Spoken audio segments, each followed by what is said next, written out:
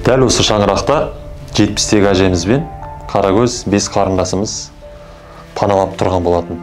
Осыдан бір жеті бұрын аяқ асты өрт шығып, қазіргі таңда далада қалды.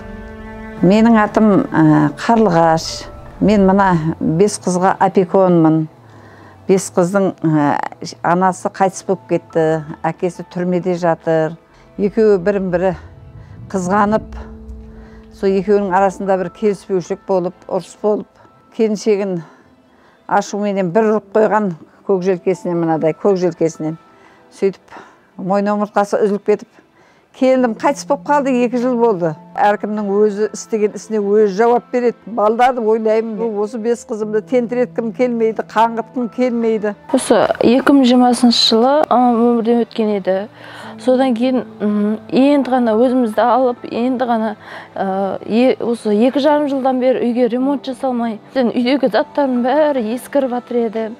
Содан енді ғана ремонт жасатайықшы деп осы жылдап, бір тиындап, жинап, ақша жинап, енді үйді ремонттап жатыр едік. Сонымен сыртқа шығарып еді заттардың бәрін. Содан сестренкам ойнап жүріп, абайсызда сіріңкемен ойнапты. Сонымен далада барлық зат жанып, ол үйге кіріп, содан әрең дегенде үйден шығып, басымыз аман қалды. Басымыз аман қалғанына шүкір енді. Бірақ та өзіміздің қонып атқан баспанамыздан айырылып қалдық. Енді білмеймін, сестренкалармен қыста қалай қоныстаймыз. Енді алдымыз жаз болғанмен, одан кейін қыс келе жатыр ғой. Үйімізде өзіміз көмір жағып, суды тасып өмір сүріп жатыр едік. Осымен осындай жағдай болып қалып, сіздерден көмек сұрауға мәжбүр болып қалдық.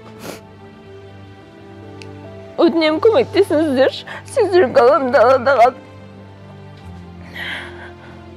Біз қазір сабаққа барып жатқан жоқпыз.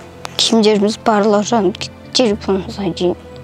Мені кешіріңіздерші, мен байғұлыста істеп қойдым. Көмек беріңіздерді өтінемін.